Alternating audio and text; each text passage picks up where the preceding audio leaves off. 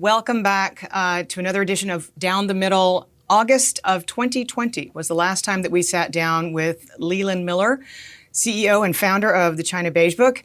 I think it's the most watched or the second most watched Down the Middle episode. We all want to know what's happening in China. We all want to know what's happening with Chinese-U.S. relations. And we want to know what's going to happen in the new year and beyond. So we couldn't have anybody better to come back on the show. Welcome, Leland.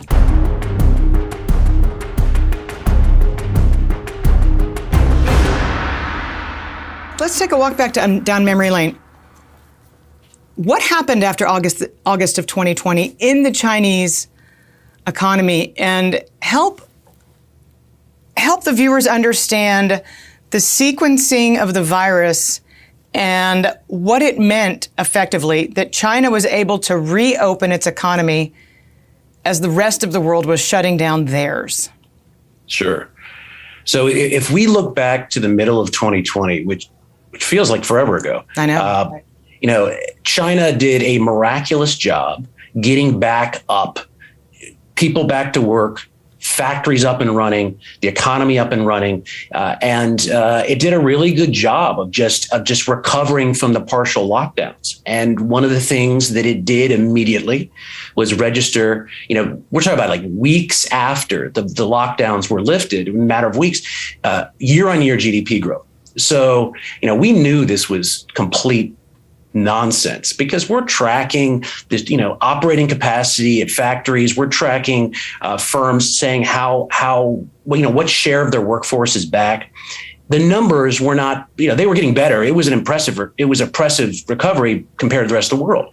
But there was no year-on-year GDP growth, in the second quarter of 2020. And the whole thing was nonsense. Well, wait. But before you continue, because this was kind of a Twitter controversy at the time, I recall that you were saying that because the rest of the world continues to look back on 2020 and say China was the only major economy that grew. And you're saying that's not the case. So unpack that a little bit.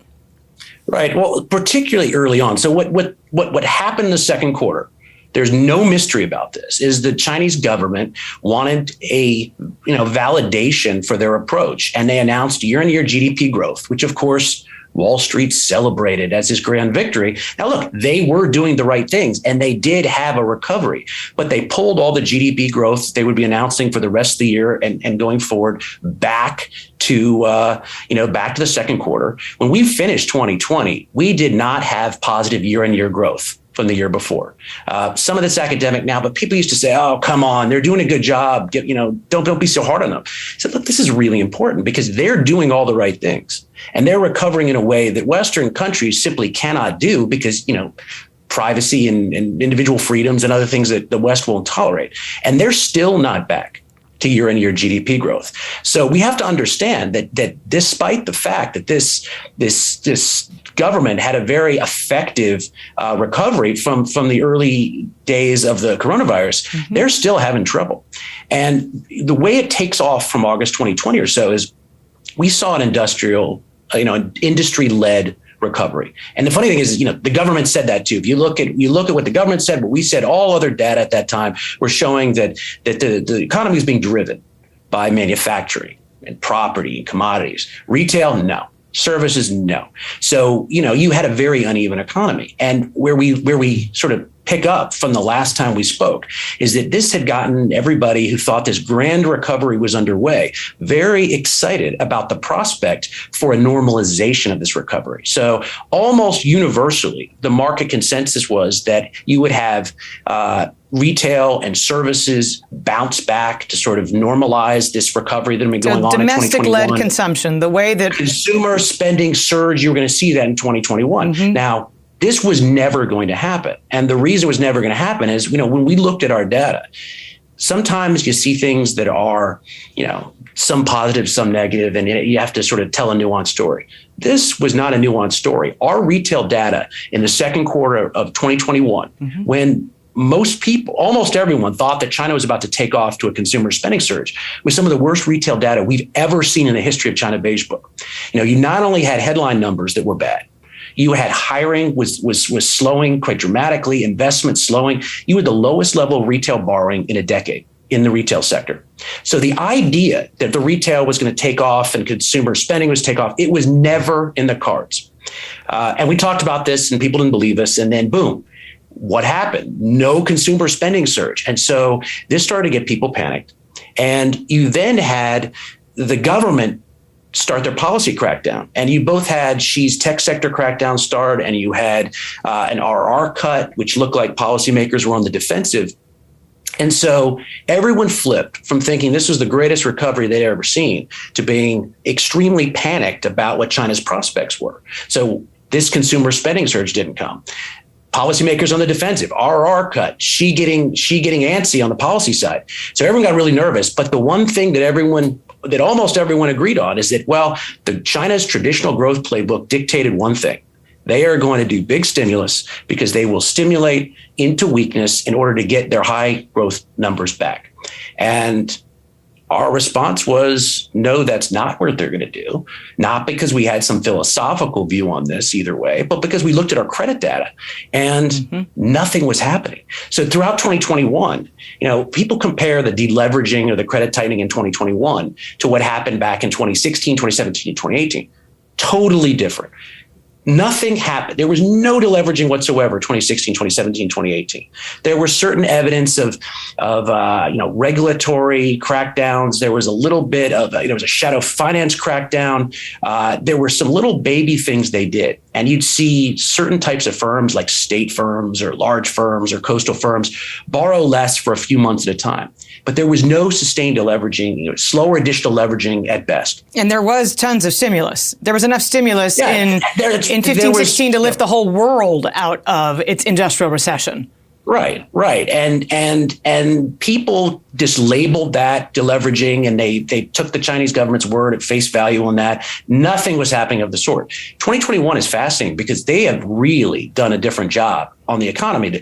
There was real credit tightening. And when we look at what happened starting the end of 2020, but straight through 2021, you saw borrowing drop across the board. You saw loan rejections skyrocket. You saw every borrowing chart basically at this downward slope, and not just for a month or a 2 or 3, but basically for the whole year. So what China actually did was crack down in a way that they have never done before. Nothing like this has ever been seen in our data. So while we were seeing these extraordinarily tight conditions, which surprised even us, we were hearing the market say, wow, lots of RR cuts, policy easing, big stimulus is coming. No way. The opposite is happening, if anything.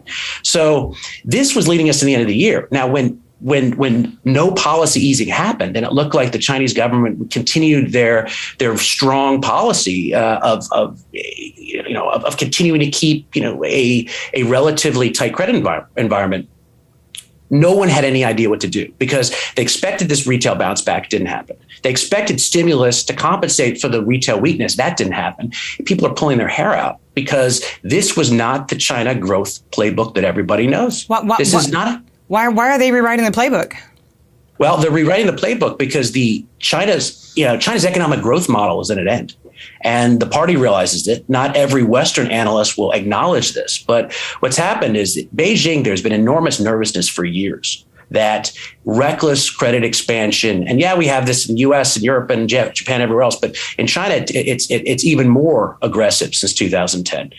With the reckless credit expansion, particularly in the property sector, was becoming such a worry that it was threatening the potential for the party to survive in the long run. And so what you saw was a crackdown in 2021, first financial sector de-risking, and then property sector de-risking. And the property sector de-risking, everyone started paying attention once Evergrande started to teeter. But if you look at our second quarter data, before Evergrande re-hit the headlines, we saw loan rejections in the property sector hit the highest level we've ever seen by far. And that happened again in the third quarter. And what that means is the traditional banking system was kicking out property firms, was denying them credit. and sending them to the shadow banking system where they were more distressed, paying more for capital. And that was the sign that the property sector was in significant distress. And a lot of this was policy driven. This is the government allowing it to happen. Now, Evergrande got caught in this, and you're seeing the property sector in enormous distress right now. But all of this was part of the data. It was part of this change. And the reason to take this back up to 30,000 feet that this is happening is that the social compact in China is changing right now.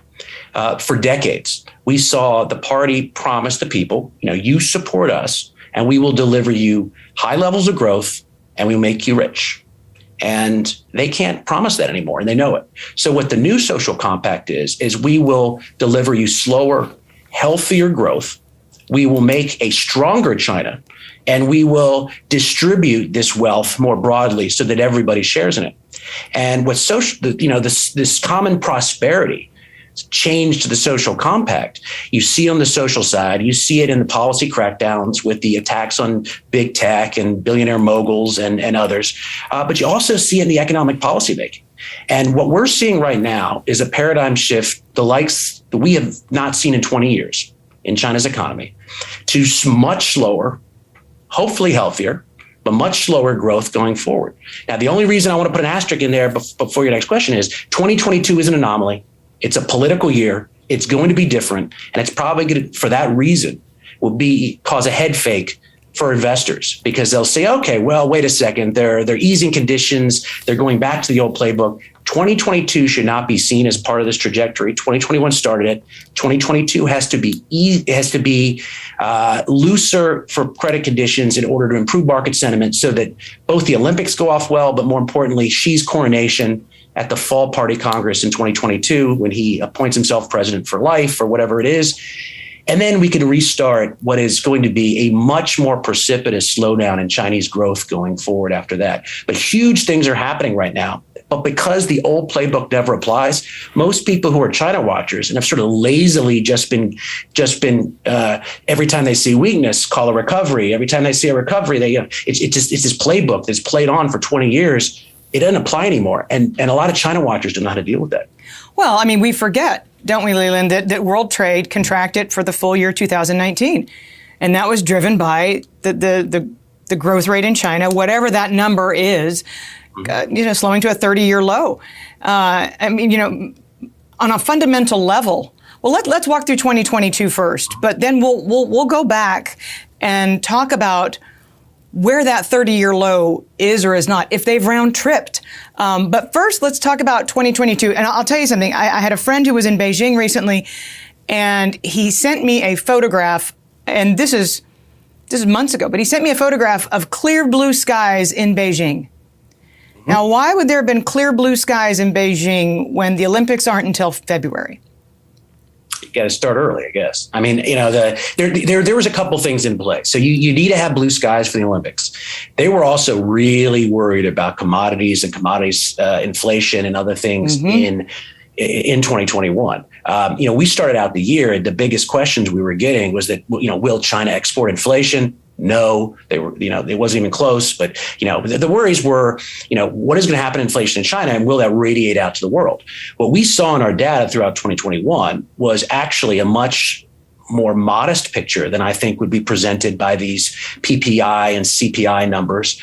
Inflation was under control. And where we did see very high inflation or inflationary pressure was in the specific commodities to manufacturing to properties channel. And we saw that, and it was affecting the economy, but it wasn't crushing the economy.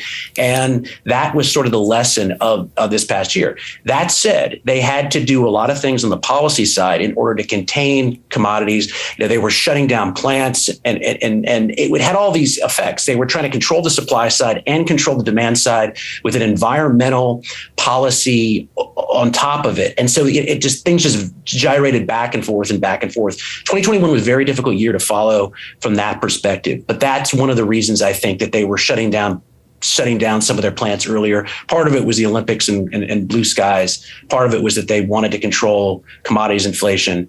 So it was an interesting year. So let's go, but let's rewind, because I don't think a lot of people appreciate that while the rest of the world was shutting down, China was reopening rapidly. They did a lot of stockpiling in that time when the rest of the world was under tremendous stress. They bought a lot of commodities, and they were not buying commodities at very high prices. Mm-hmm. Well, look, we track commodities, as you know, and so we track, copper and steel and aluminum and coal. And at the beginning of this COVID recovery in China, we started seeing the industry just light up.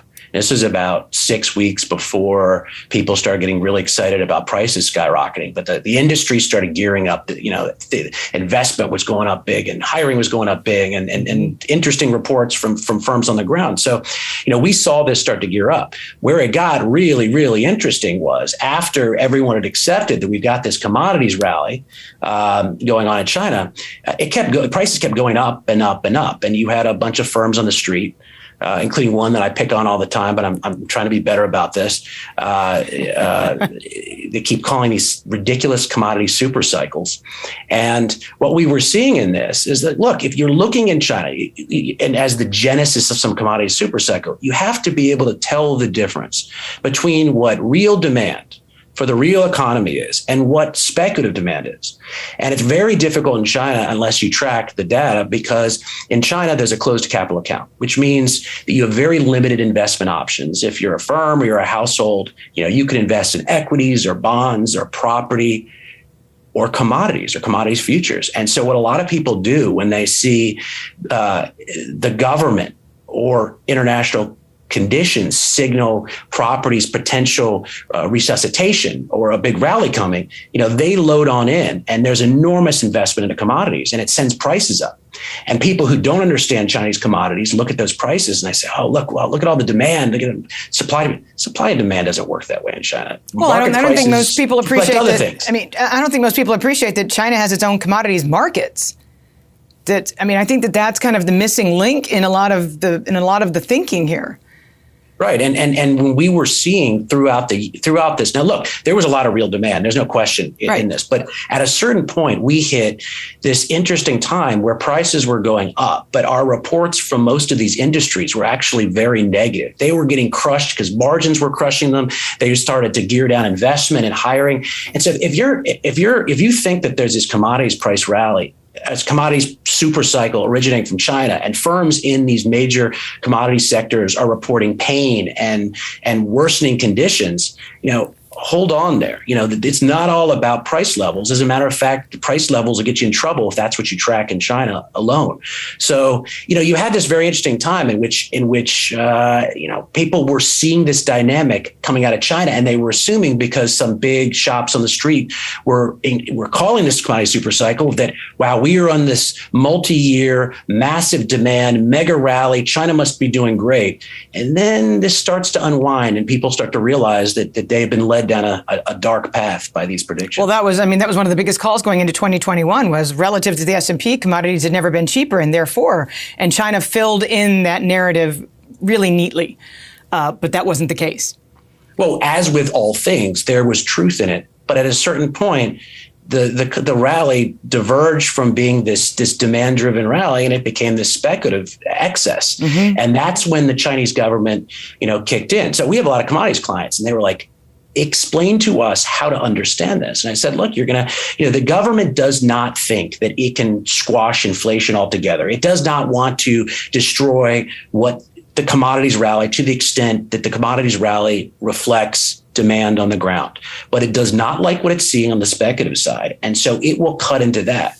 So as with all things, there's a more nuanced picture in the China commodities. The people that got real loud at the beginning of the rally calling for the commodity super cycle, they were wrong because, they didn't have a nuanced view of the fact that, look, for a while, this is demand driven. Then it got to a point where other factors are kicking in.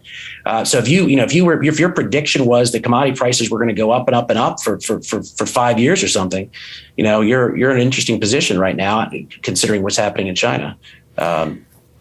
So talk a little bit about trade and ports and imports and exports and kind of this whole idea of moving the global supply chain away from China, moving it closer to the United States. Right. So last check, Chinese imports are still kind of blowing and going. Yeah. Well, you've got this ridiculous story about the Chinese consumer's rise, which has never panned out. It certainly didn't pan out during the pandemic. Everyone understands that. But this has been a marketing ploy by investment banks for as long as I can remember. It's not true. It has not been true. And moreover, the things that are being done right now, everyone looks at the property sector and the bubble's deflating and the government is actively de-escalating property as a way of sort of pulling property as a growth driver of the Chinese economy. It's not going to be responsible for the high growth rates anymore. They're trying to get a property under control.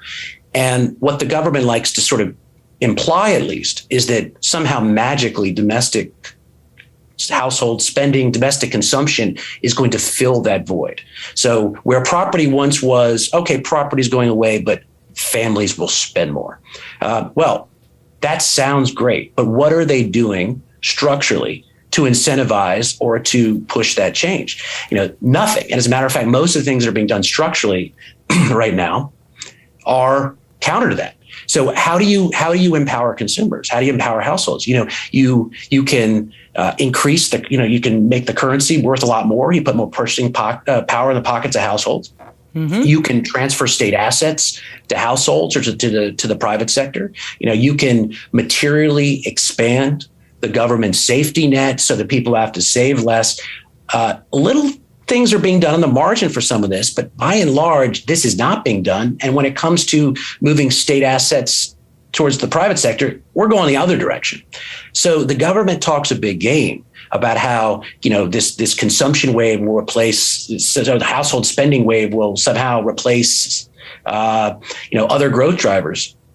It can't, because they won't let it. They're not incentivizing it. So they've got a real problem there. Can they afford to? Can the Chinese government afford to expand the social safety net? Well, they should. Look, here's the thing about it. They can afford to do a lot of things, but they can't afford to do a lot of things and keep up high levels of growth.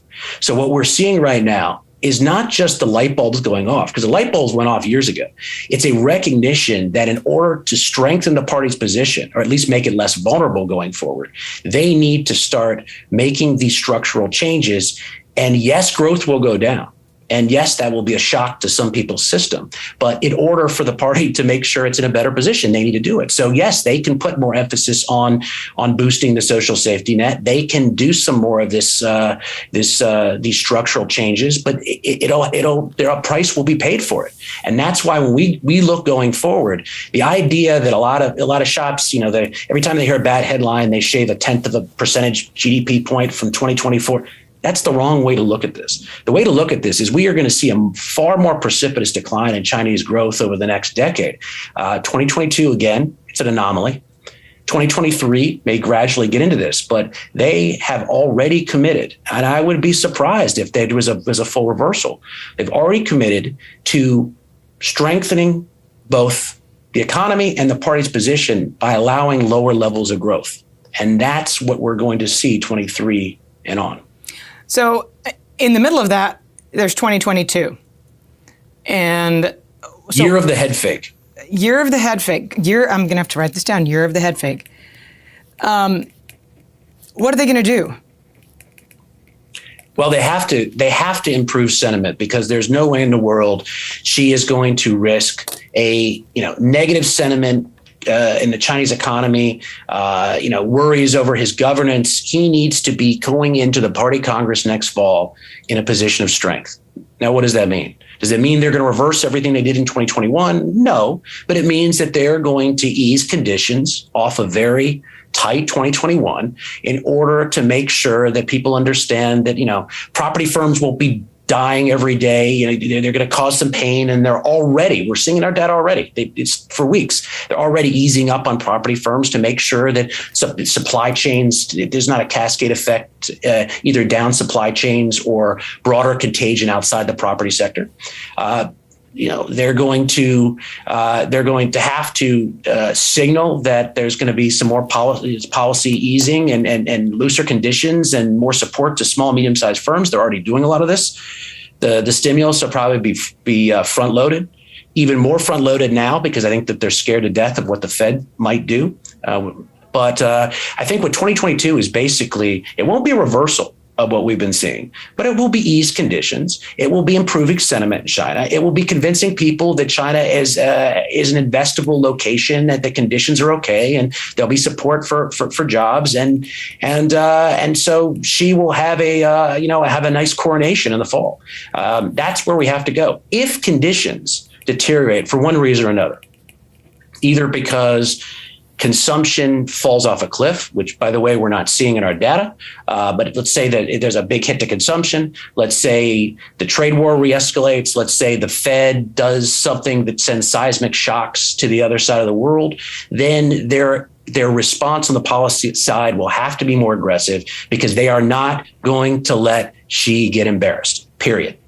But with that said, that doesn't mean they're going to reverse course and you're going to see a 2017 level stimulus or something we've seen in the past. They need to stabilize, they need to improve sentiment, but they don't need to reverse course.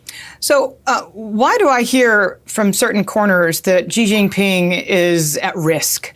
That underneath him is a layer of very powerful politicians who think that he's gone too far, and that he is potentially at risk. Why does this narrative pop up from time to time when I'm having conversations with people about China?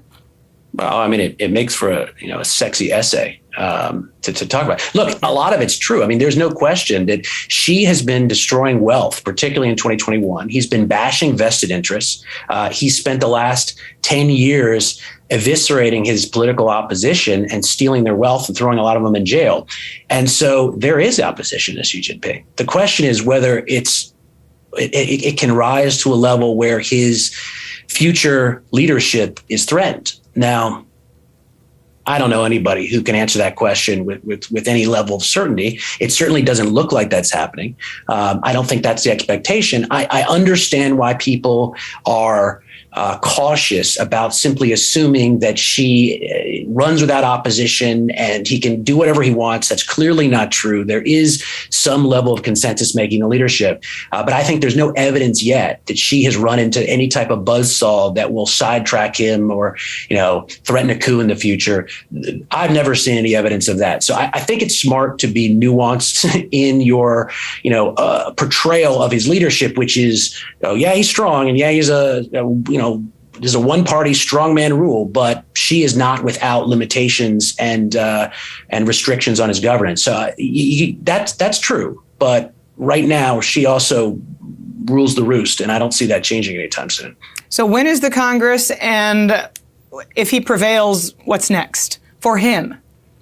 Yeah, so they don't announce the dates until closer to it, but it'll be somewhere around November-ish of 2022. He presumably will prevail. We have no idea what he's going to do. I mean, he could say, I'm going to be president for life. He could give some beautiful poetic plan saying, I will spend the next 5 years fixing the economy, and then 5 years after that, shepherding China's rise. And then 5 years after that, I will decide I will step forward.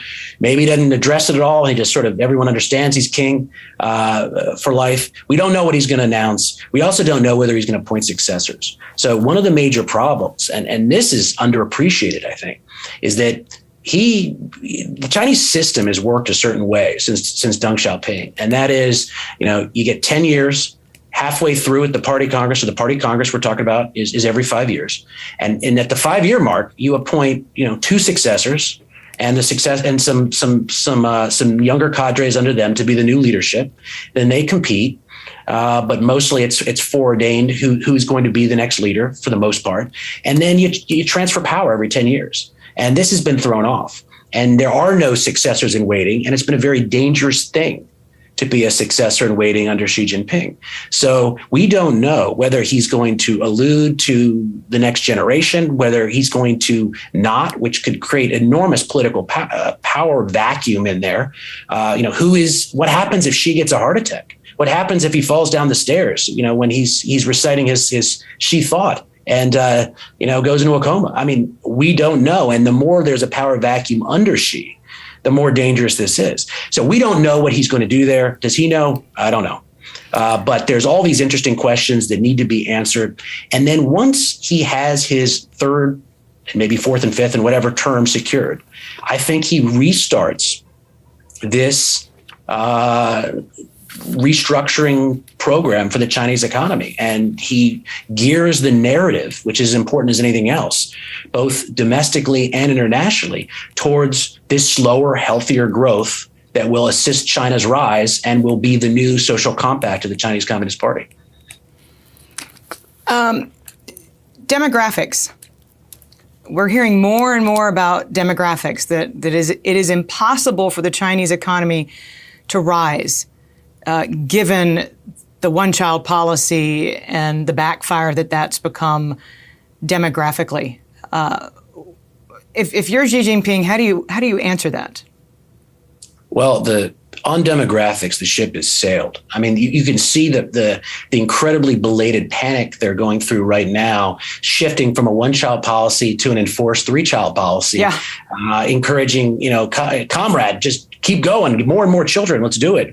The birth rates that they're announcing right now are scarily low, even in a world that's seeing these demographic changes hit so hard. China can't reverse this. There's nothing they can do right now to reverse what's coming. And people have said anywhere this could structural demographic headwinds, it could start next year. They could start 10 years from now. The more important thing to look at is that there's really nothing they can do, because China got old before it got rich. And you've got other demographic problems. You've got too many men, not enough women. The birth rate's too low. But the major problem, in the coming years is going to be the fact that the economy is too old. The workers are too old. You've got lots of old people being supported by not too many young people in the grand scheme of things. So when you try to compare China's demographic trajectory, you look for models. What happened with the other Asian tigers? Well, Japan ran into a buzzsaw, and now they've got a zombie economy, which is probably where China's going, 10 years from now, ish.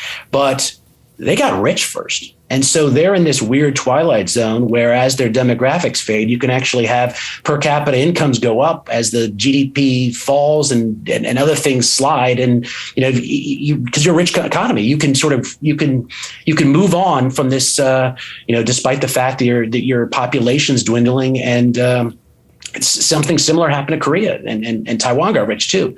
China's poor. China's still very poor. And there's nothing they can do about this. But I think that there's a realization on this. I don't think that this is Western analysts preaching to Chinese leaders who have their fingers in their ears. If anything, it's the opposite. One of the things that we've been talking about internally, and we've been discussing for years with clients, is that back during the Trump years, I think that this restructuring of the Chinese economy would have happened back in 2018 or so. But Trump initiated a trade war. There was a decision at the very top in Beijing that the more pressing challenge was the short term. They needed to batten down the hatches. They went back to stimulus. Any kind of restructuring reform talk stopped, and got punted down the road. Well, we're down the road now. I think that they have been worried about this for years. Certainly people close to Xi have articulated this, like Liu He, who's Xi's right-hand man. They have been very worried about the fact that Chinese growth is unsustainable. And so much of it, even Xi has said that a lot of capital goes to these unproductive uses, which is going to cause a drain on the Chinese economy in the long run, because so much capital is going to paying back non-performing loans rather than going into productive activity. You're on a medium-term treadmill to stagnation here. And they know that, and they're trying to step in and fix it. But threading this needle is something that no one can do. Even if they're the greatest economic magicians in the world, doing this with minimizing volatility and minimizing social instability, it's going to be a Herculean task. There is no way that there are not periods of significant volatility in the coming years in China as they, push this as much as it can be pushed, break something, and then they have to step back and maybe rethink some of this and before moving forward again. It's going to be really tough. So a U.S. trade representative, this is months ago, had started to look into the fact that China produces 89% of all the containers in the world, and our shipping rates being held at artificially higher levels than they need to be? Is China sticking it to the United States effectively? What's your view on this? Because it seems like the ports open and close with a little bit too much regularity. Yeah, and part of it's this one COVID or no COVID policy that stops things in its track. Now, keep in mind that when they announce one case, there's not one case. There may be a lot more cases than that. Right. I mean, the narrative is if they've got 3 cases, they may have 300 cases. Who knows? But it's very hard to see through the fog here because there intentional things being done? Maybe, probably. But how do you sort of separate that from the fact that they're shutting down containers and creating these enormous quarantines for transport workers and logistics chains? I don't know how to see through this and figure out what's intentional and what's a byproduct of this COVID supply chain breakdown. Are there problems in supply chains overall? Sure. I think that one of the things that the U.S. is doing right now, not very well and extremely slowly, is identifying which supply chains China has control over. Mm-hmm. And you have to run a gauntlet through China, and of those, which have a national security component. So I think when you look at this, like, is pharmaceuticals, do they fall in that? Do PPE fall in that? Do autos? Yeah. Look. So the question is, where do you draw the line? I've been watching this on the Hill, and it's just slow and plodding, and they don't really have a sort of a set way to approach this. So you're seeing a lot of talk about supply chain decoupling, but outside the technology side, which is too slow to begin with, but at least it's happening. You're not seeing a lot of consensus on which of these supply chains need to be actively reshored, which of these we're just trying to kick out of China, and this is happening amidst a political current which is promising reshoring back to the United States, but almost none of that is going to be possible. Supply chains are not going to move from China to the United States. In the vast, vast majority of cases, they're going to move to China's neighbors. They're going to move to Mexico. They're going to move to other places. So it doesn't help pierce. It's not easy to pierce through the fog when not only is it unclear what's actually happening, but it also the political promises that are overlaying this transformation are nonsense. So China, just like the United States, China has made a lot of headlines about building their semiconductor industry so that they're semiconductor independent, so to speak. How's that going? Not well. It's interesting because the long lead time. Well, the idea that the Chinese have been broadcasting is, okay, you're cutting us off from certain chip making equipment, but maybe we can jump generations. If there's one type of product that you cannot, or one type of technology that you can't simply jump generations by pouring more money into it, it's advanced semiconductors.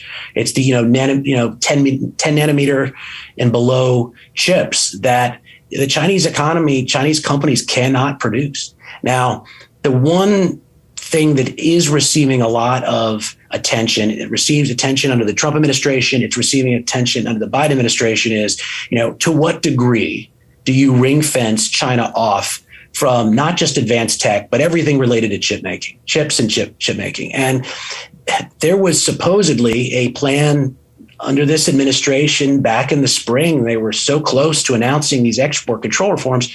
Nothing happened. You're seeing some things dribble out now. So I think they're going to be forced to be more forceful in 2022 because there happen to be midterms in the fall in the United States, and the Republicans are going to absolutely run on how weak Biden has looked on China. So you're going to be seeing a lot more on this. But the idea here is chips are a very easy, very specific product to a technology to evaluate here. You figure out what is the chip making that you cannot allow Beijing to get a hold of, so it's dumping it into their military. They're creating AI and quantum computing and 5G that's competing or beating the United States. If that's the case, and there's a national security case for it, you ring fence it away from China, and then you don't just put it on the Department of Commerce entity list. that is not a blacklist. Firms have gotten around that. It's very easy to drive a truck through the loopholes there. Huawei had its best year ever after being put on the Department of Commerce entity list because people in the Trump administration at Commerce weren't serious about actually cracking down on Huawei. What you do is, you utilize probably Trump's grandest legacy, which is the foreign direct product rule, which is a way of ensuring that U.S. technology does not flow to other companies and countries if it's going to be passed on to the Chinese companies that are on a particular list. So you can stop Huawei, you can stop SMIC, which is their largest chip foundry. You can stop all these companies from getting the technology. You just have to have the wherewithal to do it. You have to have people at Commerce who have guts, which has never been the case, or at least it's been few and far between. And so you have to draw a line. You have to say, look, this is the national security line we're drawing. Below that's a gray area. Maybe big chips that go into your you want to build a Sony Walkman. Here's the transistor you need for that. But you want to build a stealth plane, we're not going to give it to you. Mm-hmm. So there needs to be lines drawn there. And it's just slow going. It was slow going under Trump. It's slow going under Biden. And that really, that line making needs to be sped up. So we can't really talk about semiconductors, and I'm jumping the gun here, and I kind of want to limit the discussion to Taiwan Semiconductor, if we could, just to the company for the moment, because we'll get to politics and geopolitics in a bit. But how does Taiwan Semiconductor play into this? Because I think they're the world's most advanced chip maker. And they certainly have, their market share is enormous. Yeah, and they're probably the world's most important company. If not, then they're probably the world's most important company that not enough people know about. So they have one of those titles. But look, it's interesting because Taiwan Semiconductor makes the most advanced chips. There are other companies, Samsung being among them, that can do some of the things at the top. Intel's trying, but TSMC is basically at the very top. They are the only people that can do this. And so you have this issue where Taiwan is a political and geopolitical issue for the United States, but now they're also a technological partner, a growing technological partner with the United States. And so the importance of Taiwan, which has become sort of amorphous in the eyes of many on the Hill and the U.S. population for many, many years, one of the things that Taiwan Semiconductor and its chip making has done has put an actual substantive reason for the U.S.-Taiwan alliance. In addition to the fact that we have a security commitment, an amorphous one, but a security commitment to Taiwan, in addition to the fact that they're a democracy and an ally in Asia, and anything that happens to them will redound horribly for America and its allies in Asia, you now have this very substantive reason why you need to tighten ties with Taiwan Semiconductor, both because the U.S. wants those advanced chips, and you want to also ring fence those advanced chips from the Chinese. So Taiwan Semiconductor is extremely important. It's part of a tug of war the United States has the upper hand on, but it's remarkable in how important this particular company is to sort of the future, the next 10 years of the tech competition between the U.S. and China. So let's talk for a bit. Let's talk for just a little bit about the property sector. Let's go back, and I'm not talking specifically. Well, I actually am. Evergrande, can it be contagious to global markets? And you mentioned recently that they've tried to tamp down the property market many times, that this is not the first iteration of the Chinese government making an attempt at tamping down speculation in the property market. Are they doing anything this time that's different? And are they going to succeed? And why haven't we seen any ramifications in U.S. credit markets, given that this is theoretically, after PDVSA in Venezuela, it's theoretically the second largest default in mankind's history? So what's happening in the property sector right now, I think, is part of this paradigm shift.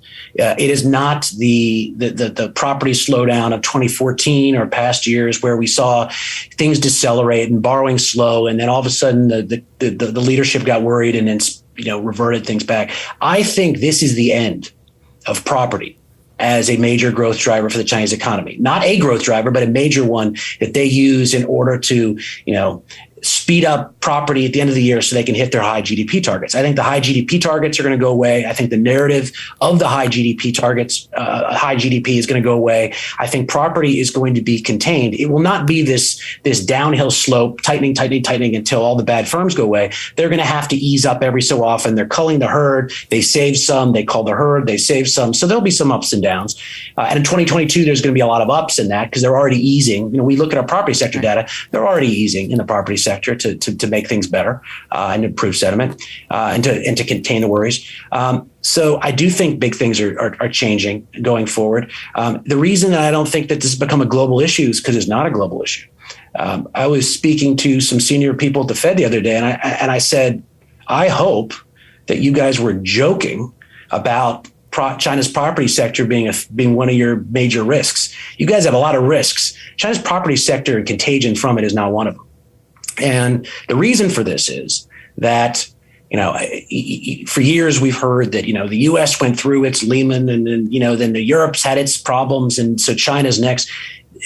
None of this I think people know this now. They've seen this is not the case. But, early in this, there was enormous panic over Evergrande. They're like, is this China's Lehman moment? No, it's not. China will not have a Lehman moment.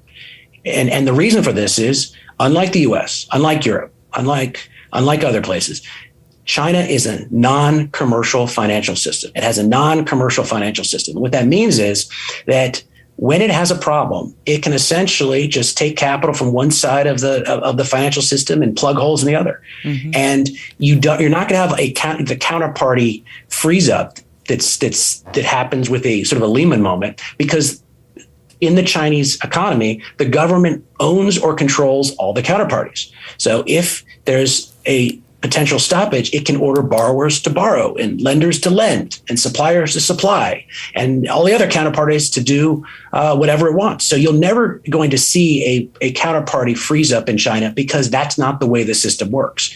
The risk is not an acute crisis. The risk for China is and has always been that all of these hole plugging exercises, chasing good money after bad, dumping capital that should be used for productive uses into paying off non-performing loans and being dumped into this black hole of non-productivity. What happens over time is you have a stagnant economy. You have an economy that just slows down precipitously and goes into Japan mode. And so the risk is not that you're going to have contagion from the property sector enter China's financial system, cascade through the global economy. That's not likely at all. What's much more likely is that China continues to plug hole after plug hole after plug hole, and you just have growth continually to slow down until you've got an economy that's completely stagnant. And that's what Xi's scared of, and that's why they're moving forward on structural reform, because they think this is a good chance of happening themselves. I've asked you this question before offline. If Germany had to choose sometime in the next 5 years, let's say, if Germany had to choose whose side it would be on, would they choose China or the United States? So we're talking about Germany specifically? Talking about Germany specifically, which exports more to China and relies more on China economically than it does the United States. Yeah, I think the way they would describe it from their perspective would be, we are fundamentally an ally of the United States, but don't ask us to ring fence China because they're too important. And, we're with you on most of these things. We share many of the same concerns on trade, on economics, on finance, on human rights, but don't push us too hard. And, we see that with Germany and Russia. I mean, Germany holds a very problematic role in some of these coalitions. But I think that this is true for most of the world. I mean, I think that the United States can marshal coalitions against China to do certain things, but it has to be very careful that it is scoping out what it is asking other countries to do. Because particularly if you have China's neighbors in Southeast Asia and others, and you're saying, look, join us in this pushback against Chinese bad practices, they'll say, okay, but we got to live next to China. We got to trade with China.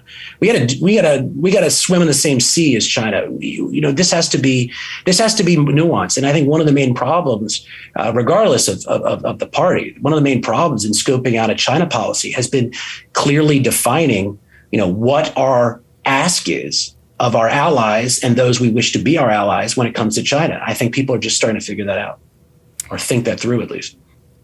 Before we go to Russia, because we're going to Russia. We're definitely going to Russia. Before we go to Russia, I do have a question that has nothing to do with, well, probably a lot to do with China. Does India have the capacity to become the next China? In a lot of ways, it does. India has different but still massive challenges ahead of it. Mm-hmm. And you're seeing some of them fall through the cracks right now with protests. Modi promised a bunch of things and farmers protest and he backtracks. So there are enormous structural problems with India too. India has the capabilities of replacing China to some degree. I think it will in the supply chain and lower levels of manufacturing, but. India can't replace China altogether, and India doesn't seem to want to do what it needs right now in order to to advance more. So a lot of this is going to depend on whether India reforms or not. And there's no highways. There were positive signs. There's very little infrastructure in India. I mean, very, very, very little infrastructure in India.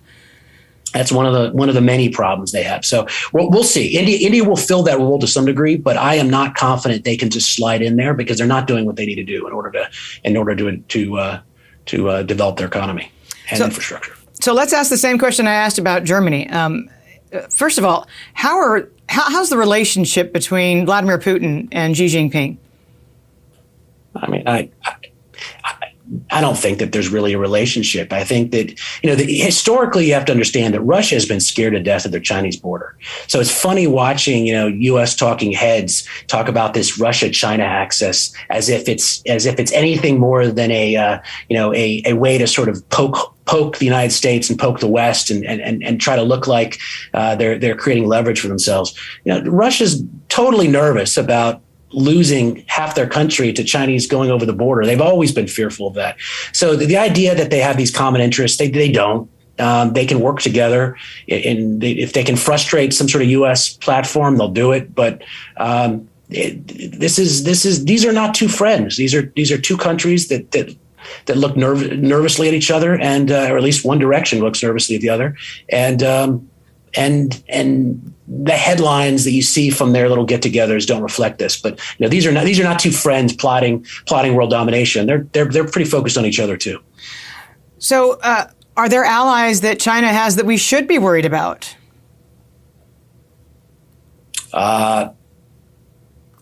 It's not about China's allies. I mean, as a matter of fact, one of the things they've done terribly in the last 5 years is capitalize on what could have been goodwill. People angry at Trump's, Trump's anti-globalism. People who could have been, to some degree, thankful for the Chinese for sending around so much of their vaccine to the world. There are ways they could have capitalized on and created some goodwill for themselves, and they seem completely unwilling and uninterested in doing that. It was surprising at the beginning. I think I understand it a lot more now.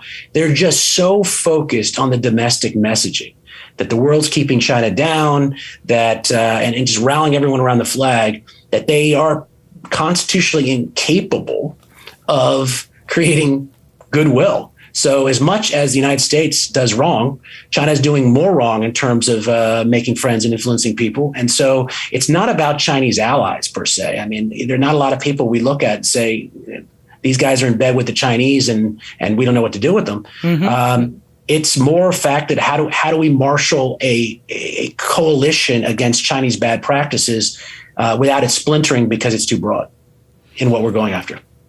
So, And it seems like this is just, it seems like everybody's talking about Ukraine, everybody's talking about Taiwan headed into 2022. And, the refrain is, look what they did with Hong Kong. They could just as easily do it with Taiwan. You have some different opinions on this. Well, I mean, I agree that what they did to Hong Kong, they would do to Taiwan if they got the opportunity. Certainly. So, look, I think that one of the lessons for Hong Kong, particularly to the Taiwanese people, is that one country, two systems is a nasty joke. I mean, obviously, you see what happened to Hong Kong. It was gobbled up and swallowed whole by the Chinese state. And that's exactly what happened to Taiwan. So one of the problems with the Taiwan example for the Chinese is that there is no hope of convincing Taiwan that anything will be different. They can either hold off in some neutral, in sort of a neutral stance as a sovereign entity, a de facto sovereign entity, but sort of keeping that de facto as opposed to official, and sort of wait this out. They can move closer to declaring something, which will probably create a war situation with China, or they can come to some idea that they want to be rejoined with China, which is not going to happen. Doesn't look like there's any support for that on the island. And so basically what you've got is this neutrality, which we're just going to have to last, or this neutral stance in terms of Taiwan saying we are who we are, China saying you are who we think you are, and the United States sort of putting their own definition on it.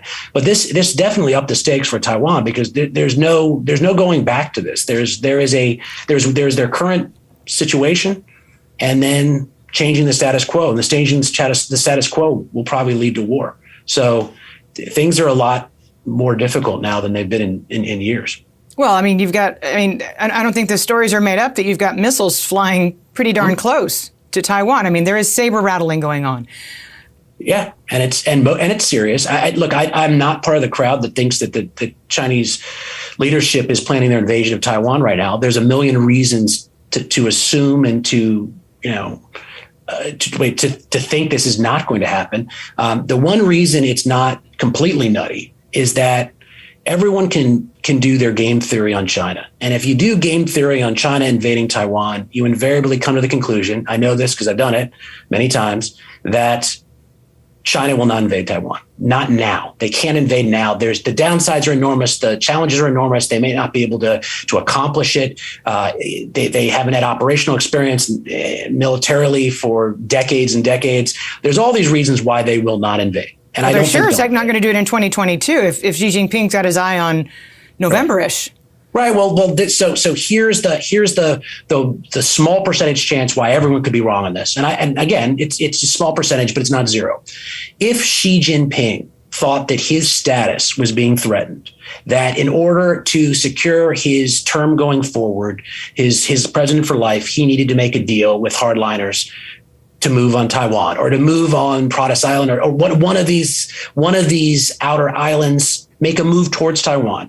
It is not out of the realm of possibility that this could happen even in 2022, because people can game theory all they want on China or Beijing or the Chinese Communist Party, but you got to game theory on what's in Xi's head, because he's calling the shots. And if for some reason something looked bad to him, it is not impossible that China would make a move that's bad for China, but potentially good for Xi.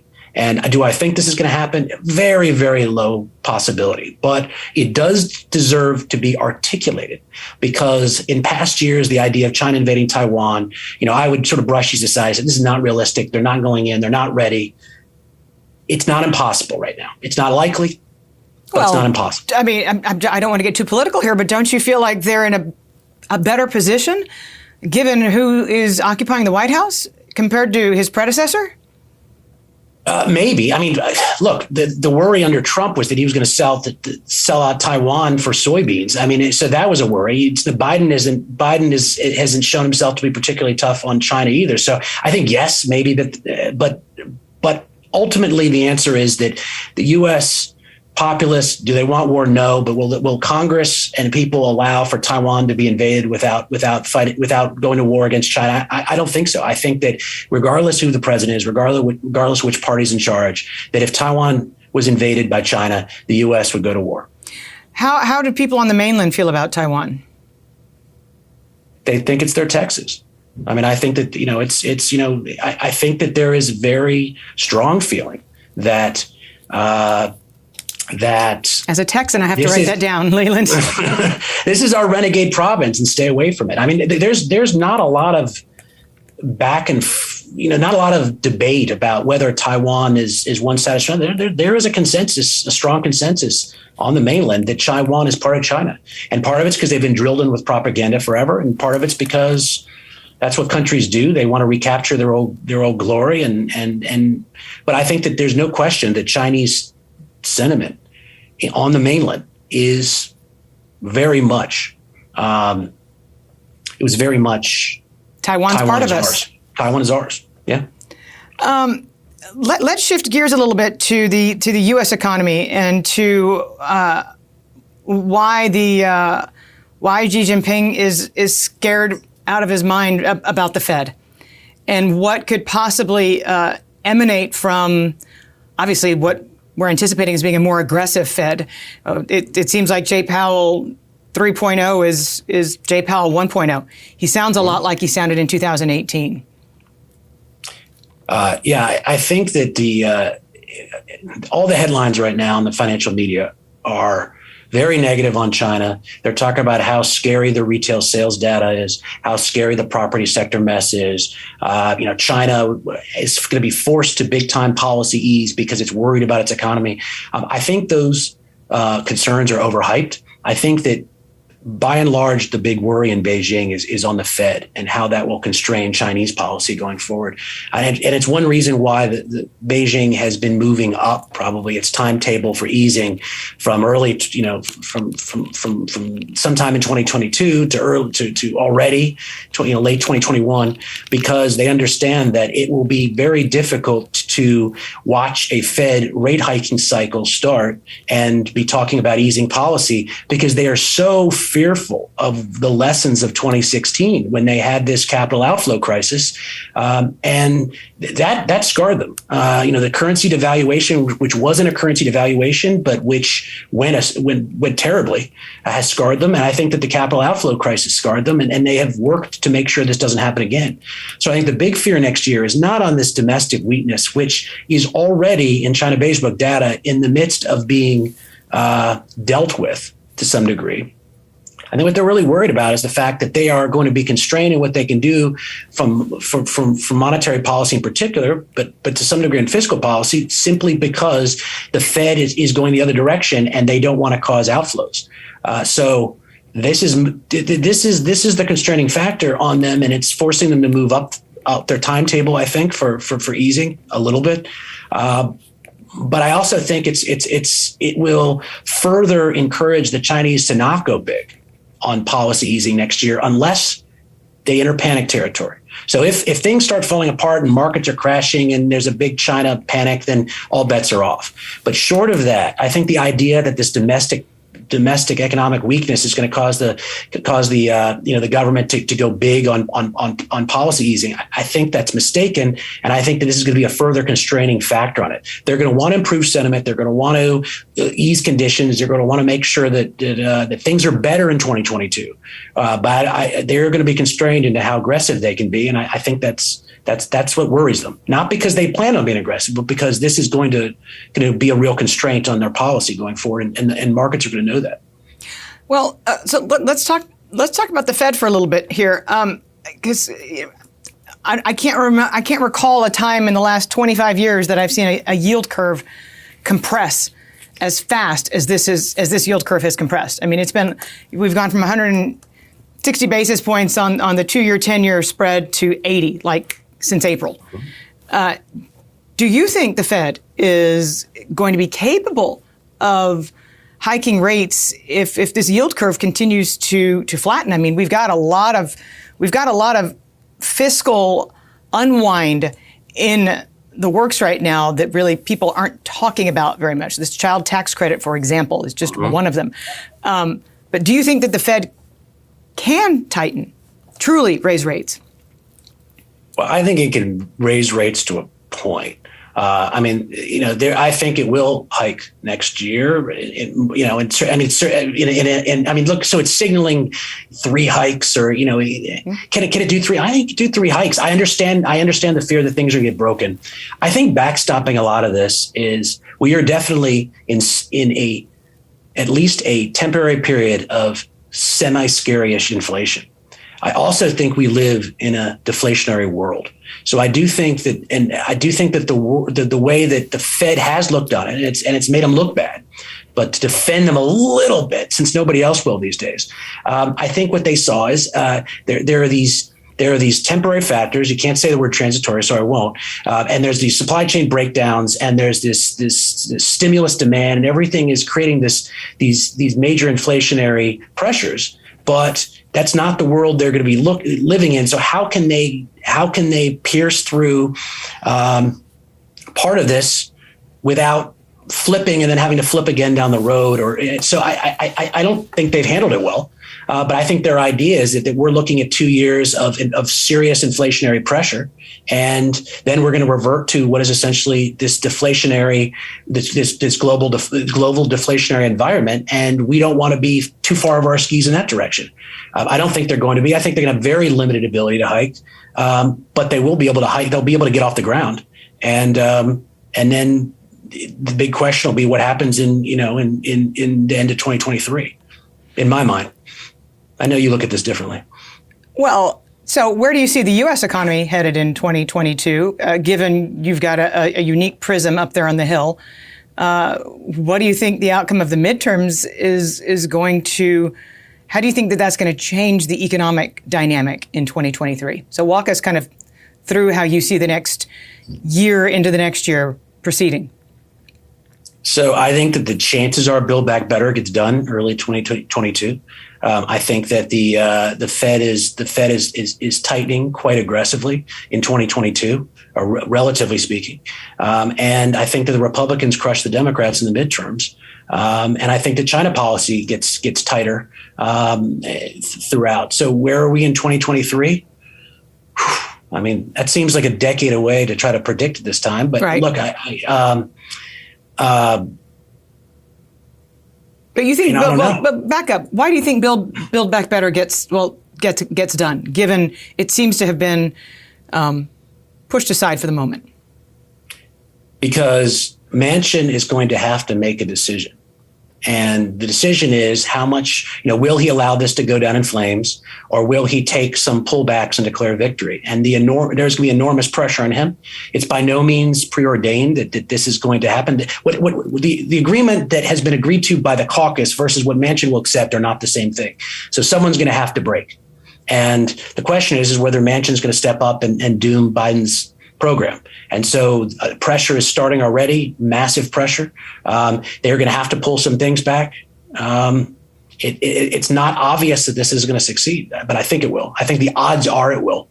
But there's enormous headwinds to this because he is so unbelievably important, and he thinks a lot of the things that are in the program are bad. So the question is, he's going to have to figure out what he can digest and what he can't. And if he doesn't, and Build Back Better goes down, then this could be the end of Biden's presidency. Well, Leland, but don't you think that Manchin's not one man alone anymore after Virginia? I mean, in theory, aren't there more moderates in the Democratic Party? In theory, but look, it depends how this is viewed. When you're going through the legislative process and you're taking things out and you're putting them back in, mm-hmm. your viewpoint is, I am a representative or senator from this state. My view, I have to be a representative of what my state wants and what's good for my state. And that plays out until you get to the very end. And when there's a handful of holdouts, and then you get the president calling, and you get everybody else saying, look, this is you are going to decide Biden's presidency one way or the other, another level of pressure gets applied. Will that break Manchin? We'll see. But I think the odds are this does get done. But it's not but it's by no means a guarantee. But I think that the pressure on him is going to be enormous going forward.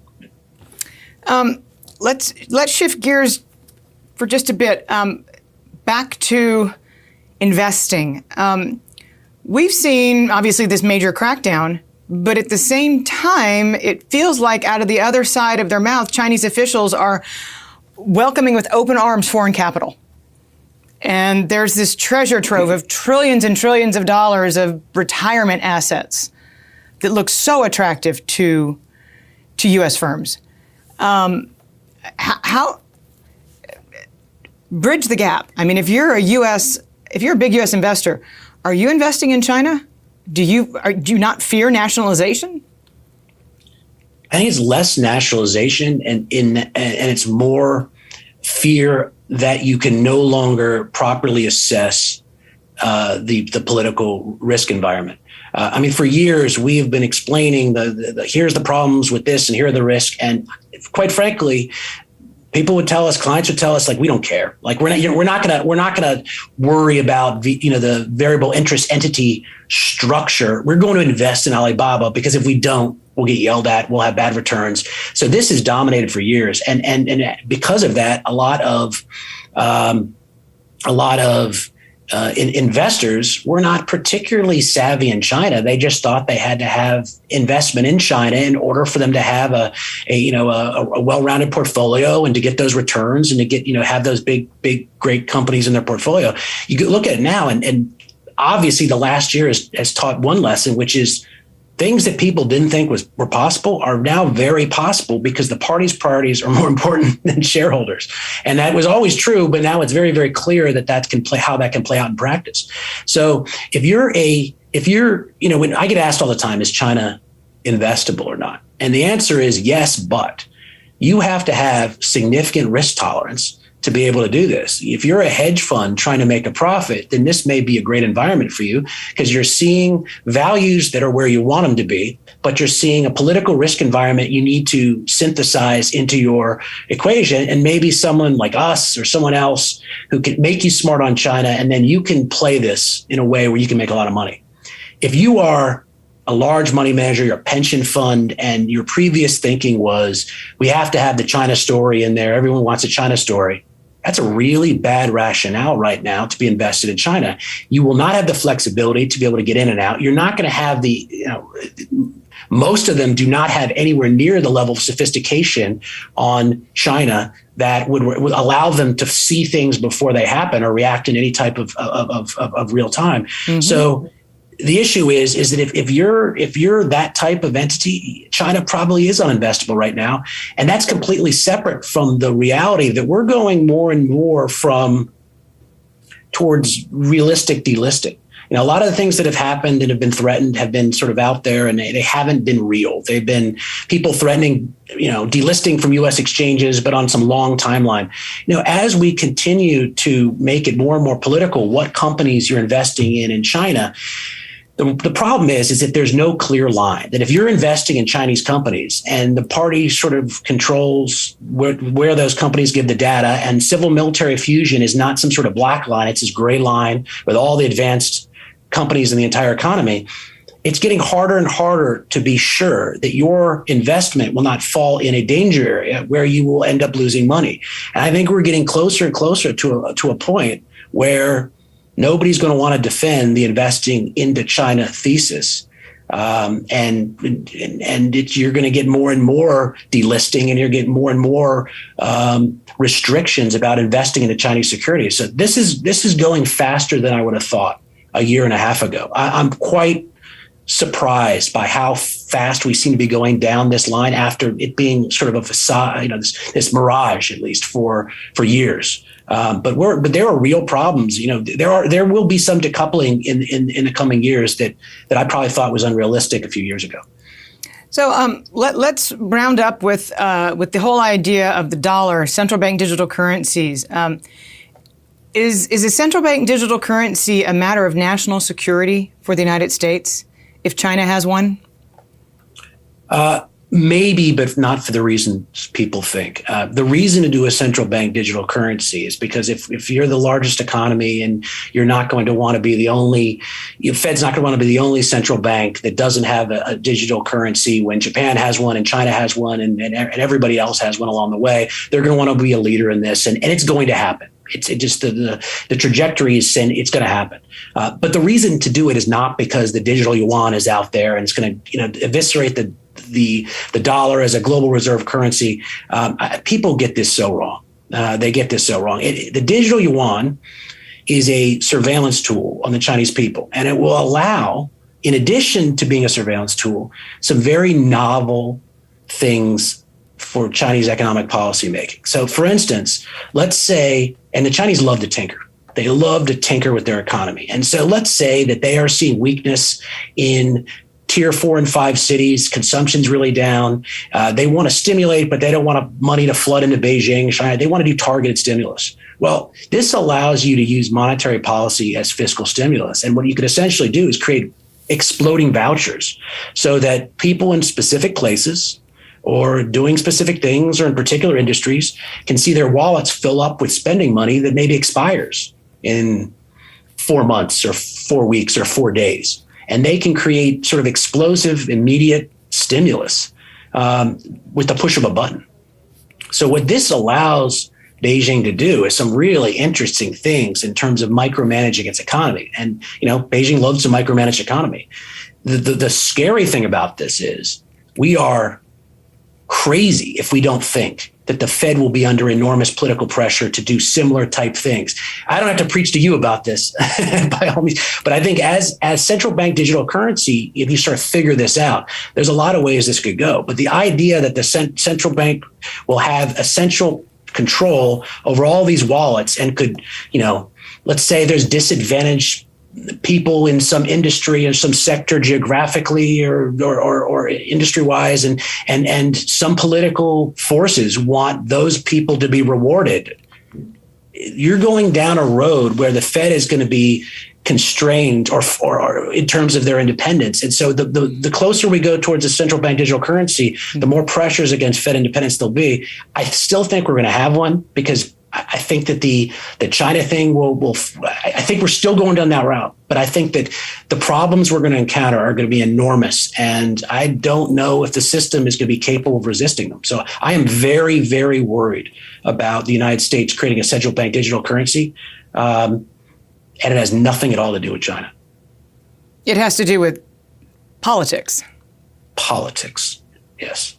And the fact that there will be political forces who are going to be pushing the Fed to expand its mandate even further. I mean, you think solving climate change is big. This is going to be, let's say that people have certain characteristics or live in certain parts of the country or in certain industries. And, how do you get money to them? The Fed will have the ability. They may not have the mandate. They may not have the desire to do this, but there are going to be enormous political pressures to stimulate the same way the Chinese are going to be able to.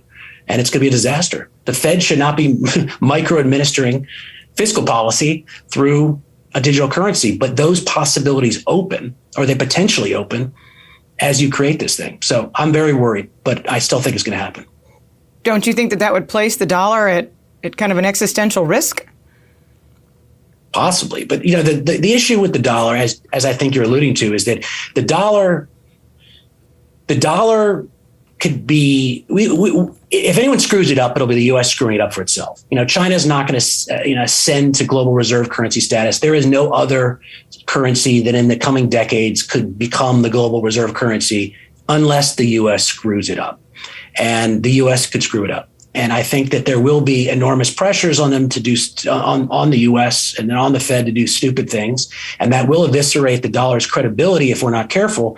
The push against that would be, at the same time, other countries are going to be doing equally or more stupid things too. So, all you have to be is the least stupid, writing this down, Leland. The least stupid. Note to self. So yeah, this is one way it could go, though.